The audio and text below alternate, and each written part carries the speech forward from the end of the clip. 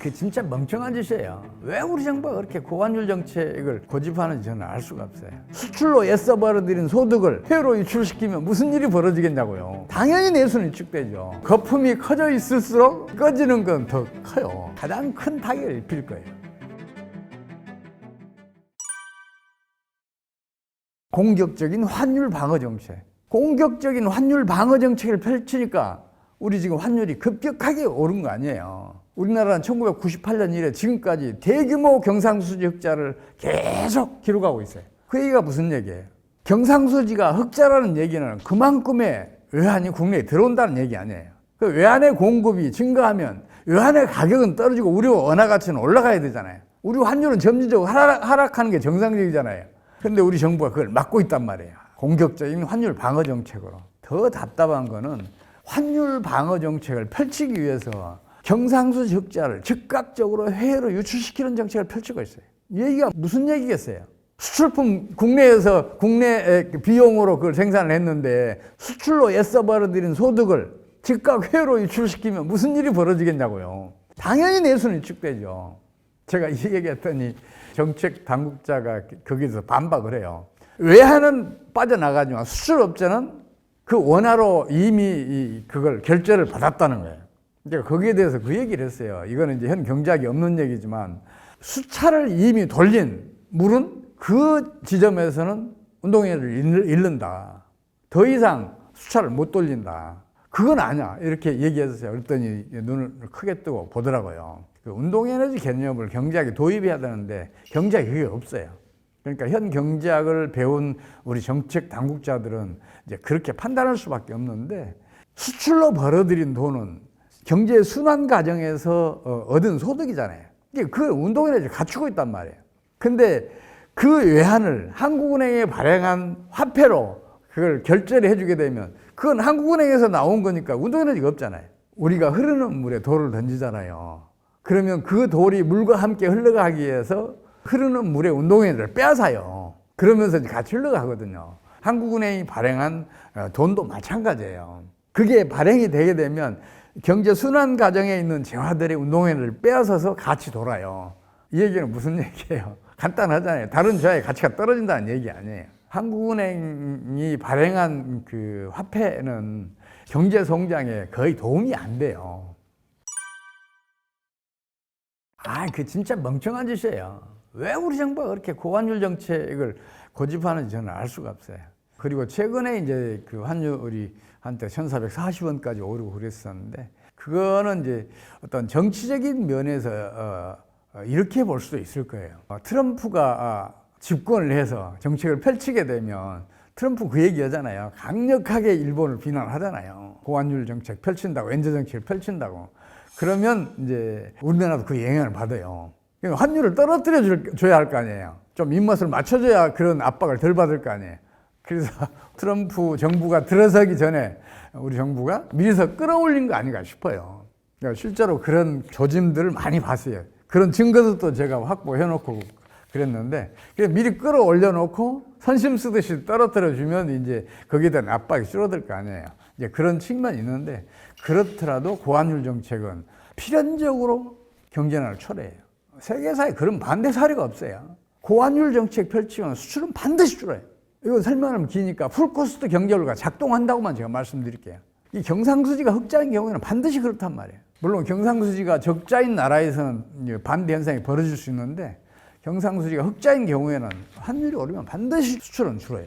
국내 경제는 급격하게 하락하고 반대 사례가 없어요. 그래서 지금 우리 정부가 그런 현실을 받아들여서 제발 환율이 점진적으로 하락하는 것을 용납해 줬으면 좋겠다 싶어요. 실제로 우리 역사를 보면 환율이 떨어질 때 수출이 오히려 급격하게 증가했고 경상수지 규모도 더 확장됐던 사례가 있어요. 1980년대 중후반 그리고 2000년대 초중반에 그런 일이 벌어졌어요.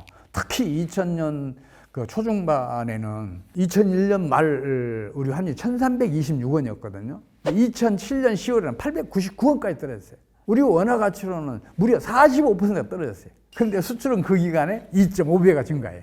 연평균 증가율로 따지면 17%예요. 평상시에 2배, 3배가 증가했단 말이에요. 경상수지 흑자는 급격하게 증가해서 우리 GDP 한때 7.7%가 증가를 해요. 왜 이런 일이 벌어지겠어요? 이거는 수출 현장에 가보지 않아요. 몰라요. 책상머리에 앉아있는 사람이 죽었다 깨어나도 이건 몰라요. 이렇게 한번 생각을 해봐요. 2001년도에 100달러짜리 수출하던 수출업체는 그때는 13만 2,600원을 벌잖아요. 근데 2007년 10월 달에는 9만 원도 못 벌게 됐잖아요. 그럼 수출업체 어떻게 하겠어요? 망해야죠. 근데 기업은 망하기 때문에 강해요. 망하지 않기 위해서 필사적인 노력을 기울인단 말이에요. 그래서 강해요.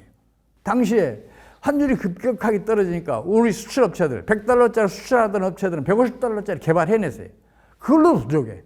그러니까 200달러짜리를 개발해냈어요. 우리 모든 수출업체들이 그랬단 말이에요. 일부에서는 물론 망하기도 했지만 기업은 망하기 때문에 망해요. 필사적인 노력을 기울여서 겨우 그걸 극복해낸단 말이에요. 그 결과로 우리 경제가 그때는 상당한 호황을 누렸었죠.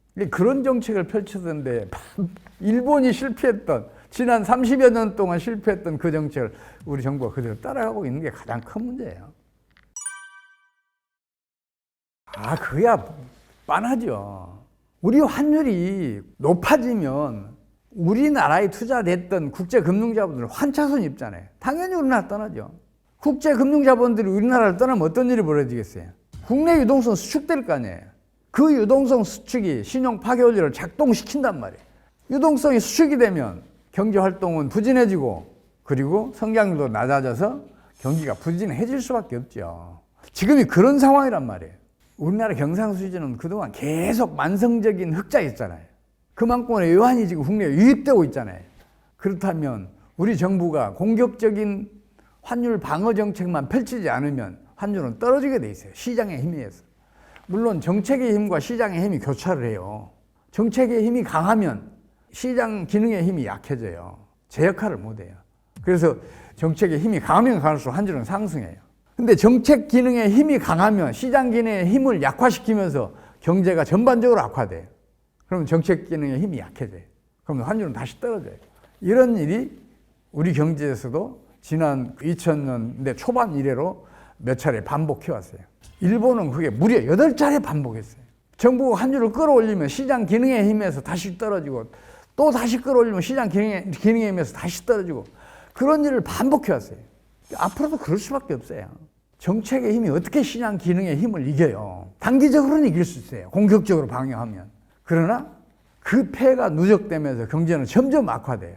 그러면 정책의 힘이 약해지고 시장 기능의 힘이 강해지면서 환율은 점진적으로 떨어져요. 그게 세계 경제사에 그게 일관된 추세였어요. 예외적인 사례가 없어요. 그래서 우리 환율도 앞으로 떨어질 수밖에 없다고 저는 보고 있어요. 우리 정부가 고환율 정책을 펼치기 때문에 지금과 같이 경제난이 심각한 거예요. 고환율 정책만 펼치지 않으면 지금 당장도 성장률 6%까지 끌어올릴 수 있다니까요. 자동적으로 올라가요. 만약에요, 환율이 점진적으로 하락하는 것을 용납하는 정책을 우리 정부가 펼치면 우리나라 인당 국민소득은 6년 안에, 5년 안에 6만 달러 갈 수 있어요. 10년 안에 10만 달러 갈 수 있어요. 그러면 우리나라는 세상에서 가장 잘 사는 나라에 속하게 돼요. 그런 길이 환히 보이는데 자꾸 고환율 정책을 펼치니까 좀 답답하죠. 물론 그 환율이 점진적으로 하락하면 수출 업체들은 붕괴 위기에 처하는 건 사실이에요. 근데 그런 위기에 처하면 처할수록 우리 기업들은 강해진다니까요. 그런 역사적 사례가 수없이 많았으니까 저는 그렇게 믿고 있어요. 우리 경제 약한 거 아니에요. 대단히 강합니다. 제가 이 정책 당국의 고환율 정책을 계속해서 비판하면서도 어쩌면 이게 장차 좋은 역할을 할 수도 있다. 그런 판단을 하고 있어요. 그러냐면요. 저는 이제 병력적 관점에서 봤을 때 조만간 금리가 터진다고 봐요. 만약에 금리가 터지잖아요. 그러면 주식시장 폭락을 해요. 그럼 거품이 커져 있을수록 거품이 꺼지는 건 더 커요. 그 타격은 더 크단 말이에요.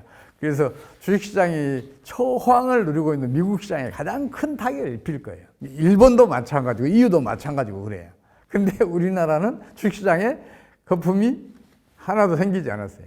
물론 세계적인 금리가 우리 그 주식시장에 타격을 입혀요. 네, 우리 주가 지수는 빠져요. 근데 다른 나라에 비해서 상대적으로 적게 빠질 거예요. 그래서 금리가 터졌을 경우에 그 타격이 가장 적을 것으로 보고 어떤 의미에서는 좀 괜찮겠다 싶어요. 장차 닥쳐올 세계적인 금융위기, 그게 우리 경제를 덮쳐오더라도 이걸 헤어날 길이 없는 게 아니에요. 있어요. 그게 뭐냐면 환율이 점진적으로 하락하는 것만 용납하면, 그런 정책을 펼치면, 그러면 그 위기를 쉽게 타개낼 수 있어요. 그럴 거 아니에요. 우리나라 환율이 점진적으로 떨어지잖아요. 그러면 외국으로 떠났던 국제 금융자본들, 국내 금융자본들, 이게 국내에 되돌아오면 환차익이 생기잖아요. 그럼 다 돌아올 거 아니에요. 그럼 국내 유동성이 풍부해져요. 풍부해진 유동성으로 금융위기의 근본 원인인 신용 파괴 원리의 작동을 차단해낼 수 있어요. 그뿐만 아니라 풍부해진 유동성이 경제 활동을 활성화시킬 수 있어요. 그러면 어쩌면 성장률이 세계적인 금융위기 하에서도 5%, 6%까지 올라갈 수 있어요. 그래서 우리나라만 홀로 세계 경제에서 잘 나갈 수가 있어요. 그러면 또 이제 다른 그 외국인 투자들이 국내 주식시장, 부동산 시장 투자하기 위해서 몰려올 거 아니에요. 그럼 우리 경제는 더 활성화되고 화랑을 보일 걸로 저는 보고 있어요. 세계적인 금리가 닥쳐왔을 때 만약 우리 정부가 그런 정책만 펼친다면 그동안의 고환율 정책이 오히려 우리 경제에는 아주 바람직한 결과를 빚을 것으로 저는 보고 있어서 제발 그래주기를 지금 기대하고 있어요.